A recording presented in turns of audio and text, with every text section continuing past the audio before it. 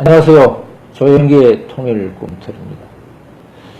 지금 남북관계 이야기만큼이나 지금 우리 기온이 서울이 오늘 38도가 된다고 그래서 서울하고 사우디를 합쳐서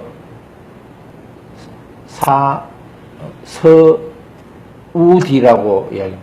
대구를 아프리카 합쳐서 그만큼 오늘 대구보다 더 더운 것 같아요. 서울 전기요금 때문에 에어컨도 잘 못 틀고 그래서 열도 되게 받고 있는 것 같습니다. 남북관계도 제대로 풀리지도 않고 북한은 또 몰래 ICBM 만들고 핵 물질도 더 생산하고 은폐하고 그러면서 쟤네들은 할 소리 다 하고 정말 남북관계도 이 우리 기온만큼이나 열받는 일들이 많은 것 같네요. 오늘은 아직은 남북 교류를 적극적으로 할 시기는 아닌 것 같다라는 느낌이 굉장히 저는 개인적으로는 들고 있습니다. 정말로 우리가 지금 북한하고 남북 교류를 하는 가장 큰 목적은 어디에 있는가? 북한의 개혁개방이고 북한의 비핵화입니다. 북핵 폐기입니다. 이런 북핵 폐기를 위해서 우리는 이제 남북 교류 협력을 어떻게 잘 활용할 것인가에 대해서 고민을 해야 되는데 정부가 가지고 있는 생각하고 제가 가지고 있는 생각하고는 굉장히 많이 달라서 저도 굉장히 가슴이 답답하고 또 어떤 때는 굉장히 덥기도 하고 그러네요. 오늘 문화체육관광부에서 남북관계에 대한 인식 여론조사를 했는데 굉장히 재밌는 거가 두 꼭지가 있어요. 이 여론조사 기관은 한국리서치고 지난 6월 29일부터 7월 6일까지 19세 이상 국민 1,521명을 대상으로 해서 했다고 합니다. 재밌는 거가 여러 가지의 항목이 있습니다만 저는 두 가지만 말씀을 드릴게요. 여론조사에 대한 내용입니다. 첫 번째는 한반도의 평화체제 구축을 위해서 추진해야 될 대북정책이 뭔가 아마 그 첫 번째가 뭐냐면 북한 비핵화예요. 한반도 평화체제 구축을 위해서 추진해야 될 대북정책이 첫 번째가 뭐냐면 북한 비핵화입니다. 이게 63.8%, 두 번째가 평화협정 체계 38%, 반도 안 됩니다. 그리고 남북경제협력 31.6%, 북한의 개혁개방을 위해서 27%, 남북이 장가적 상봉 24.5%. 이 아마 복수응답을 한 것 같아요. 그리고 두 번째는 북한이 과연 핵을 포기할 것인가, 포기하지 않을 것인가. 국민들이 가지고 있는 일반적인 생각은 포기하지 않을 것이다 43.2%, 포기할 것이다 33.7%. 그래서 포기하지 않을 것이다 라는 것에 훨씬 더 많은 방점이 두어져 있는 것 같습니다. 문체부에서 지금 제가 말씀드린 이 여론조사의 결과의 꼭지, 두 개의 꼭지에서 핵심은 뭐냐면 바로 북한은 핵을 포기하지 않을 것이다 라는 거 하나하고 한반도 평화체제를 위해서는 북한 비핵화 조치가 선행되어야 된다. 두 개의 내용은 어떤 측면에서 보면 상당히 상충되는 내용이다 이렇게 이야기를 드릴 수 있을 것 같습니다. 이 문제를 지금 이제 어떻게 해결해야 될까? 북한이 핵을 포기하지 않을 것이다 라고 이야기하고 있는 근거들이 최근에 우리 4.27 판문점 선언 그리고 6.12 싱가포르 미북 합의에서 이후에도 북한은 어떤 행동들을 했는가 라는 것을 보면 북한이 핵을 포기하지 않을 가능성이 높다라는 것을 저희들이 좀 추정할 수 있다, 초정할 수 있다라고 이렇게 보이고 있습니다. 지난 6월 미국 국방정보국에서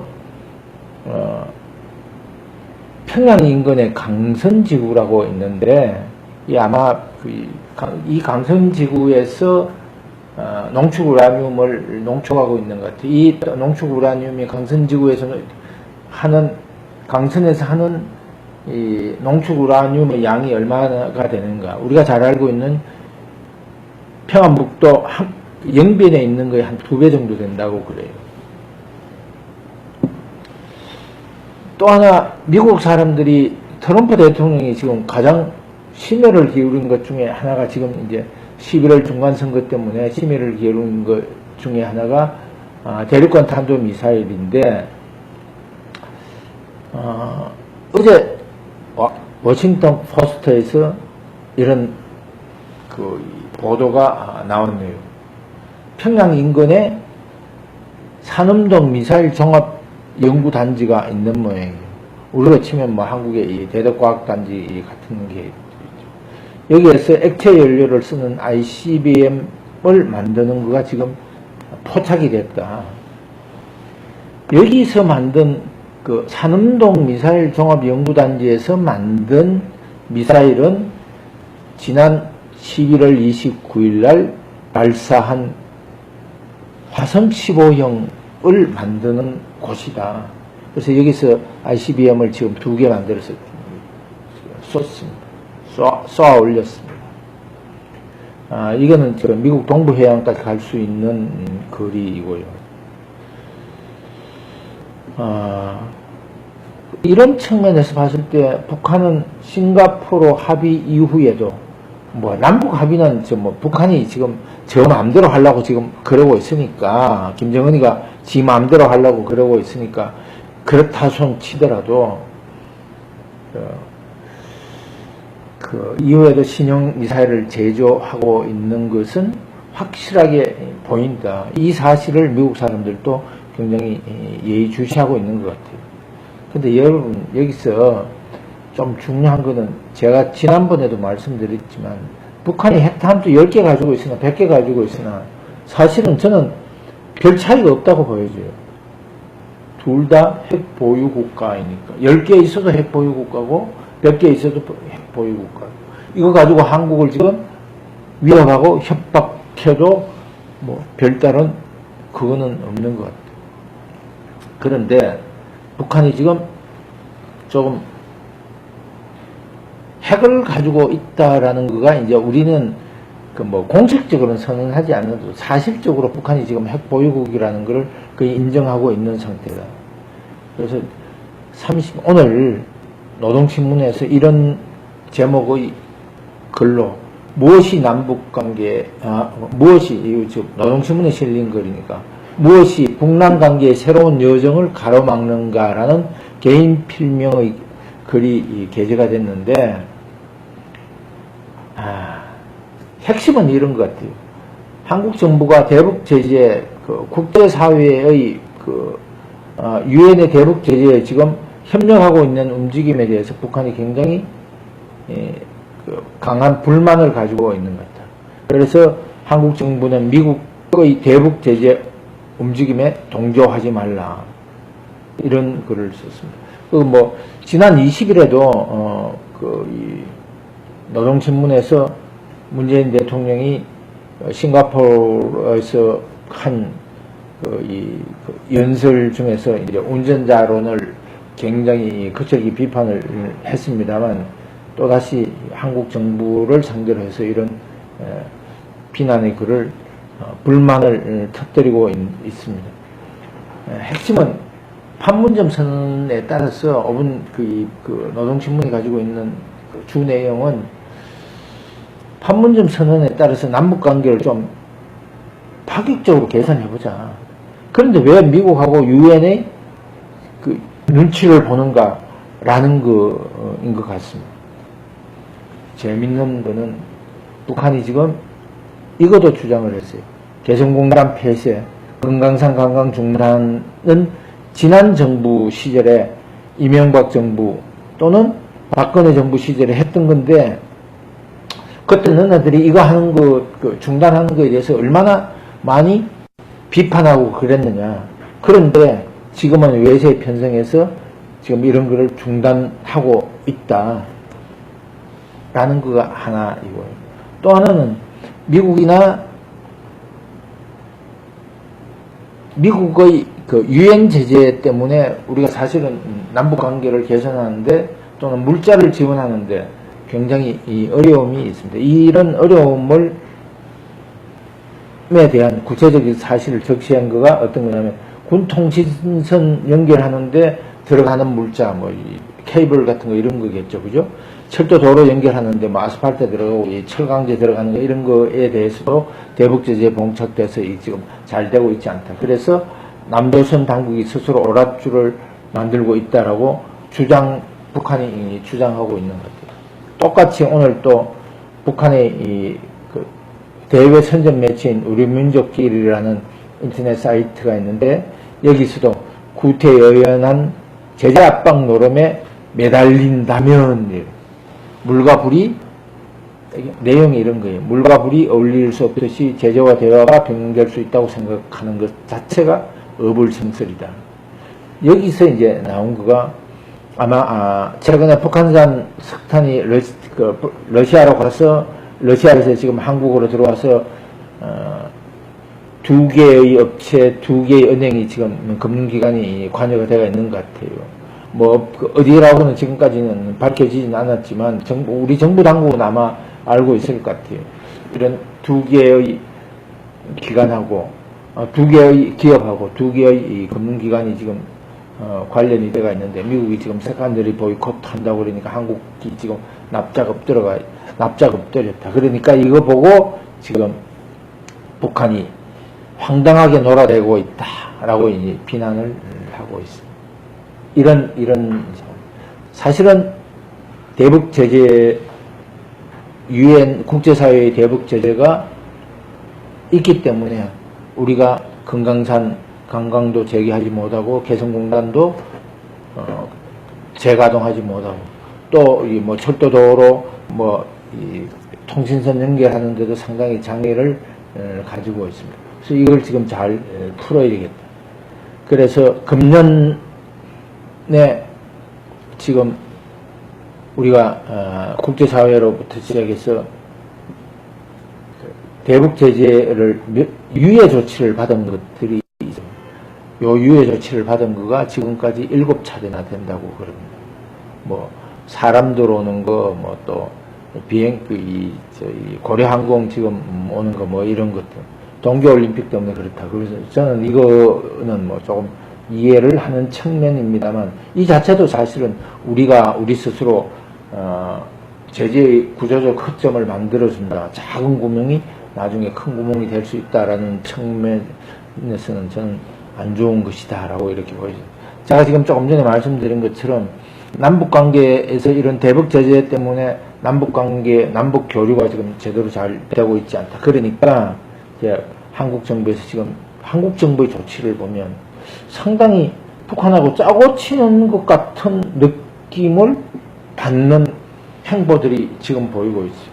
북한은 노동신문이나 또는 우리 민족끼리 같은 이런 매체를 통해서 우리에게 불만을 터뜨리고 우리는 미국과 가지고 이제 엎조리기 시작합니다. 유예 조치를 만들어주고 이 유예 조치를 만든 거가 이런 겁니다. 강경화 외교부 장관이 20일 뉴욕을 방문해가지고 폼페이오를 만나서 마이크 폼페이오를 만나서 미국과 유예 조치를 좀 면했으면 좋겠다. 20일 가서 뉴욕 가서 안보 이사국을 상대로 해가지고 대북 제재에 대한 설명과 완화를 조금 해주라. 그래서 예외를 조금 인정받도록 해주라라고 미국 가서 엎드렸고요. 그리고 정의용 국가안보실장은 또 20일 미국 가서 존 볼턴 미 백악관 국가안보 보좌관과 면담을 하고 안전보호자 이사국 상대로 대북 현안에 대한 의견도 교환하고 왔다고 그래요. 오늘 보도된 거를 보면, 뿐만 아니라 이 강경화 외무부 장관, 국가안보, 정의용 국가안보실장 외에도 서훈 국정원장하고 박선원 전 상하이 총영사, 지금 이제 이 국가정보원의 특임으로, 특보로 아마, 임명 절차를 밟고 있는 것 같아요.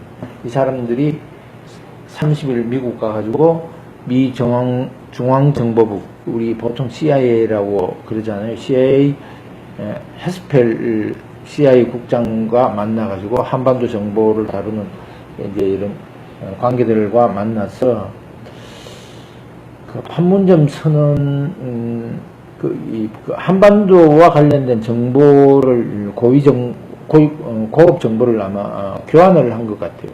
지금 강경화 외무부 장관, 정의용 안보실장, 서훈 국정원장, 박선원 전 상하이 총영사, 이런 사람들이 지금 한 열흘 사이에 외교안보의 수장들이 지금 미국 가서 한 거가 어떤 건가라는 거가 매우 중요한 거죠. 제 판단은 이런 거거든요. 4.27 판문점 선언 이후에 올가을에 또다시 평양에서 이 남북 정상회담을 할 것 같다. 그래서 이런 거를 하기 위한 분위기 조성 차원에서 대북 제재 예외 조치 확대 문제를 지금 미국하고 협의한 거 아닌가 라고, 저는 분명히 남북 교류 협력이 되어야 된다고, 확대되어야 된다고 생각하지만 몇 가지 전제가 필요한 것 같아요. 아까 말씀드린 것처럼 북한은 핵을 폐기할 가능성보다가 핵을 포기할 가능성보다가 핵을 포기하지 않을 가능성이 훨씬 더 높아졌고, 그리고 우리 국민들이 한반도 평화 체제를 위해서 요구하고 있는 것은 평화협정이 아니라 북한 비핵화였다라는,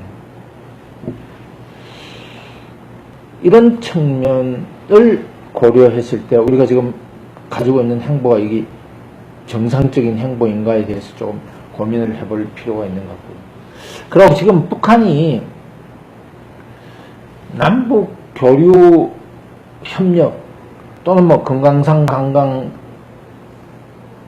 재개, 또 이 개성공단 재가동 문제, 남북 교류 협력에 대해 가지고 지금 자꾸 강조하고 있는 이유가 어디에 있는가는 여기에서 우리가 답을 찾을 수 있는 것 같아요.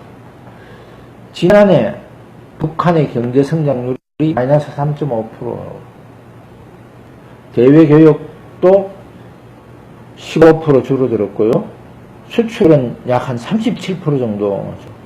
다시 말해서 김정은의 통치 자금이, 또는 아주 좋게 이야기를 해서 북한의 외화가 지금 거의 고갈되어 가고 있다. 이 이야기는 지금까지 북한의 대북 제재, 국제사회에서 했던 대북 제재의 효과가 나타나고 있는 것이다.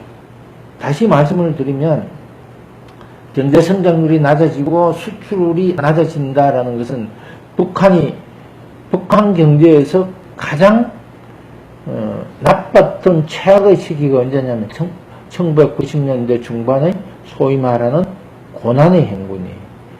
다시 제2의 고난의 행군의 가능성이 일어날 가능성이 굉장히 높다. 그러니까 한국에다가는 불만을 터뜨리고, 한국은 또 미국 가서 제재 유예 조치를 해주라고 지금 이런 구조로 뭐가 움직여지고 있는 것 같아요.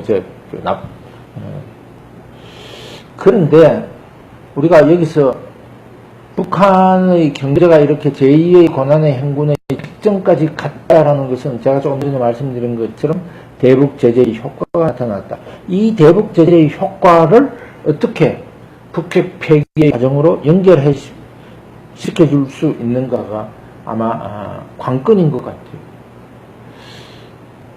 왜 국제사회가 대북 압박에 동참하는 거, 그 대북 압박에 동참하는 것은 최대 압박에 대북 압박에 동참하는 가장 큰 이유는 북한 핵 문제를 평화적으로 해결할 수 있는 가장 좋은 방법이기 때문에 그런 것이 아닌가 저는 이렇게 생각을 하고 있습니다. 다시 말씀을 드리면 북한이 지금 상황이 안 좋으니까 대화로 나왔고 이 대화에 나온 거가 지금 또 다시 보니까 제2의 고난의 행군의 가능성이 갈 가능성이 지금 높다. 그러니까 북한은 비핵화 한국 정부를 대상으로 해서 그 남북 교류하자, 뭐 개성공단 재개해주라, 뭐 이런 이야기들을 온갖 그 요구들을 하고 있는데 저희 판단은 이렇습니다. 북한판 고난의 행군을 북한의 제2의 고난의 행군을 만들려면 북한이 핵폐기의 현장으로 나올 것이다. 그런 측면에서 지금은 아직은 대화할 시점이 아니다라는 생각입니다. 우리가 지금 이제 한 가지 이런 거는 조금 명심을 해야 될 것 같아요. 생각을. 대북 제재를 하면 북한의 핵 문제가 해결된다라고 생각을 하는데 그건 잘못인 것 같아요. 대북 제재는 북핵 폐기를 위한 필요 조건이지 대북 제재를 한다고 북한 핵 폐기가 자동적으로 이루어지는 것은 아니다. 그것은 충분 조건은 결코 될 수 없는 것이다. 우리가 이 충분 조건을 어떻게 국제 공조를 통해서 만들어낼 것인가가 저는 굉장히 중요한 과제다. 이렇게 생각을 합니다. 그래서 지금은 대북 제재를 통해야만 우리 4.27 판문점 선언에서 이야기했던 핵 없는 한반도를 만들어낼 수 있는 거고 그래야만 한반도의 평화와 번영의 길을 구축할 수 있다라고 생각이 됩니다. 그래서 다시 결론적으로 말씀을 드리면 지금은 북한의 제재의 압박을 강화할 시기이지 북한과 교류 협력을 해서 북한이 다시 핵폐기의 길을 뒤로 연장시켜주는 우를 저질러서는 안 되겠다라는 것이 저의 생각입니다. 자, 오늘은 여기서 끝내도록 하겠습니다. 감사합니다.